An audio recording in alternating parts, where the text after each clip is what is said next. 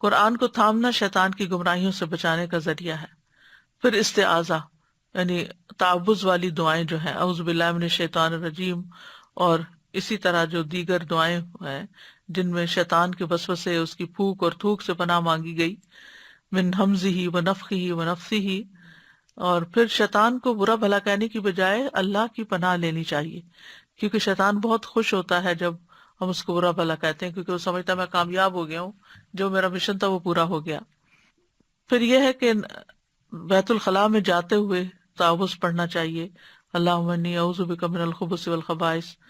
پھر کتے کے بھونکنے اور گدھے کی آواز سن کر، پھر گھبراہٹ کے وقت اعوذ بکلمات اللہ التامات من غضبہ وعقابہ وشر عبادہ ومن ہمزات الشیاطین وان یحضرون۔ پھر رقیہ کرتے وقت،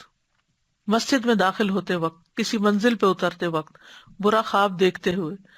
پھر عقائد پر اگر شیطانی وسوسے آ رہے ہوں، اللہ کے بارے میں شک ہو یا آخرت کے بارے میں، تو اس وقت پھر صبح و شام